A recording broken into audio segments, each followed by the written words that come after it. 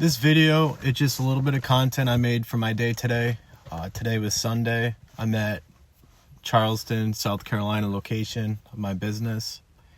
And a lot of the stuff that I've been going through recently reminds me of the time when I was just starting out in business already 10 years ago from now. And it kind of recaps my book that I wrote in 2021, After High School Guide to Success. So I thought it might be beneficial to tie this into the background of that book and how it kind of helps people just graduating high school and finding out what they're potentially good at in the future for them. So the video is just shenanigans I was doing today, but this speaking for the next 10 minutes is just what my life was like between 18 and 20 years old. So, and hopefully this helps you in your endeavors for where you're going to be successful in your life. So when I was in high school, I played lacrosse, varsity, or JV as a freshman, and then I made varsity as a sophomore, and I played that all throughout high school. I was pretty good at it, looking back, and it was a lot of fun. But I really focused on sports and making money in high school. Like I had a job, but I barely graduated high school. I really didn't try to get good grades, and I really didn't know what I wanted to do after high school. So when I graduated high school, I moved down to Miami, Florida with the money I had saved, and I got a license to run and start a commercial fishing company. As an entrepreneur, trying to start a business when I was 18 years old in Miami Beach, Florida, and it was a complete dud. I couldn't catch a single fish, so I couldn't make any money, and it was very competitive, and I didn't have the equipment that I needed. So I got a job, and I made some good money. I saved up some good money, but I couldn't reach my full potential without a college degree. So I went to college in Connecticut, and I liked Connecticut because the coach wanted me to play lacrosse there for a D2 college, and I knew if I went there, it would raise me on a social status level, and I think it would give, at the time, at 18 years old, well, now I was 19 because I worked for a year after high school, so I knew that I wanted to start a business, and I knew that I needed to be around money and people who had money.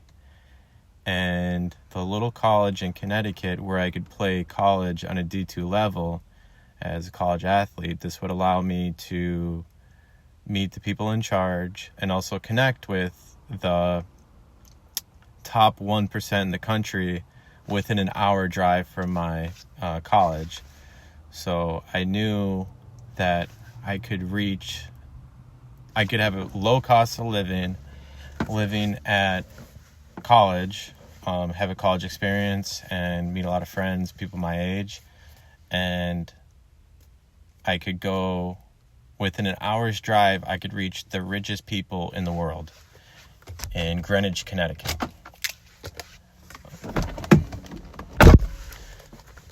Sorry, just turning my lights off in this car. So I did that. So I went to college, and then that summer, I started working, got a job, and I started a business. I started a blue-collar contracting business, and I was really working. So now I was 20 at the time, and it was pretty hard starting a business, but I had a lot of people backing me, a lot of friends in the area, and I was working 72 hours a week. I saved up. I got my own apartment. I had a little Chevy Cobalt, and I started a little lawn care company.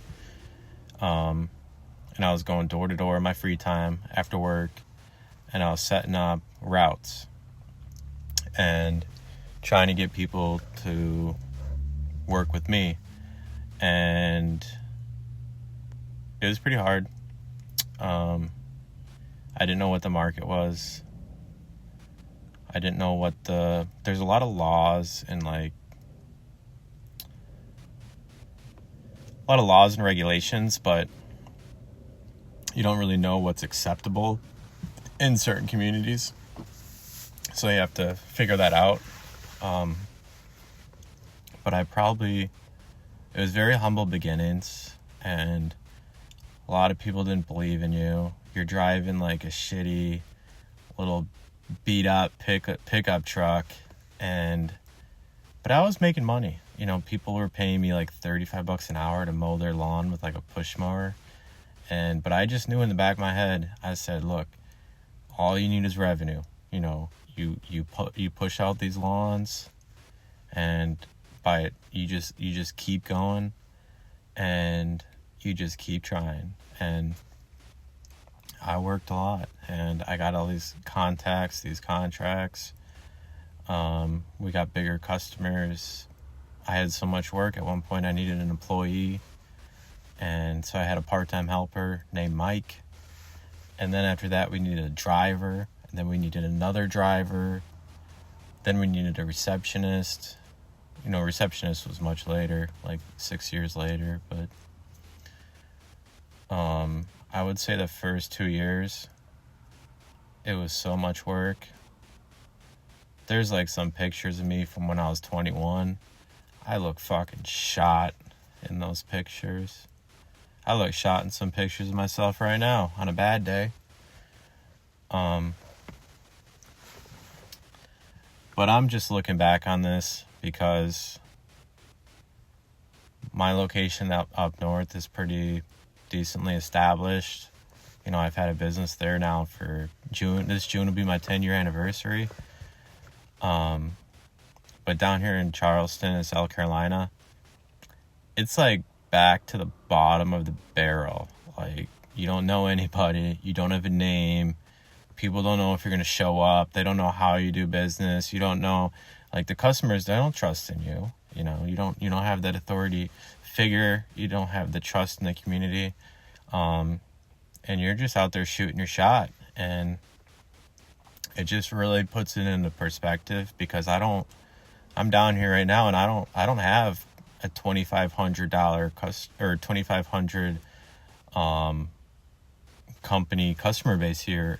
I think right now I have 10 or 15 customers that I've serviced, and it just really puts it into perspective. Like, any new lead I get right now, I'm like, hey, where did you hear about us? Like, why are you using us? What is it? Please let me know so I can expand on that. So every new customer I'm getting in my southern location, I'm very thankful for, because it's really bringing back like flashbacks of the past, which is really cool. Well, I'm just trying to go through my brain, like, how do we do it 10 years ago? What are the key principles? And the key principles, because people here, they ask me, how did you get into what you do? How do towns call you to rent porta potties? Like, that's my main business. I rent porta potties to people. And so those questions are bringing up memories. And my answer now is, I earned their respect. Even if I didn't show up on time, I wasn't able to make it there, we broke down, there's an accident, whatever it was, we showed up, we tried, and we persevered, and we stayed in business. So I'm trying to think back to how I earned the respect of the college I went to, the people, and officials and stuff like that. I would say there's just a lot of different little ways to earn respect in business and in person. And the way to do it usually has nothing to do with money. It could be holding the door open. It could be volunteering. I earned the respect the other day from someone who did not respect me for quite some times. I was on a job site, and I was on a service truck in Connecticut, and the owner of a large corporation, he was short-staffed, and he was in the hole digging in a trench. And this guy, his net worth is probably 25 million plus right now, and I was short-staffed too, so I'm in a service truck trying to get to a unit, and it's blocked in by like four cars. There's just no way you can drive a truck up to the unit. And the contractor runs out, the GC, not this person in the trench, the general contractor. I was just a subcontractor in this job. I'm just a porta potty guy. And then the guy who I earned his respect this day, he was also a subcontractor for that town, and he was putting in I think a new electrical or maybe sewer plumbing. I think that street is public utilities. Yeah, it should be on that street. And anyways, so the contractor, the GC, comes out. He cusses me out. F you, blah, blah, blah, blah, blah, blah. And I'm like, look, man, I don't care what's going on. For the amount of money you give me, like, I'm better than this, and I quit. So I told him that. I picked up the porta potty. I put it on the back of the truck. But the guy in the trench, worth $25 million, he saw me get cussed out by a grown man and not overreact, and I kept my cool. And as I drove away, I gave him a head nod. We smiled at each other, and we laughed. So I saw him around the other day, and he shook my hand, and I think that's just one of those moments. I lost one customer, but I gained someone for a long time to come. And I just feel like in business and in life and your endeavors, and to get your job or to get your degree, or all those people who are above you, the managers, the owners, they don't care if you're qualified. I think the only thing they really look for is your character, and that doesn't mean you got to be perfect. I think it just means when you wake up. I had a shirt that I used to wear when I was 20 years old. It said, if I find the picture, maybe I'll post it up somewhere, but it said, "Work dawn to dusk every day, and the hard work will show itself." Work dawn to dusk every day, and the hard work will show itself. And that's what I lived by when I was 20 years old, and I kept on that for a long time. And maybe I should get back to that, but my body is just pretty shot after 10 years worth of work. And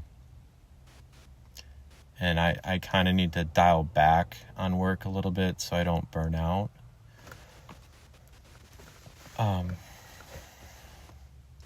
But yeah, I hope this message helps somebody. And I'm pretty thankful. The issues I have today,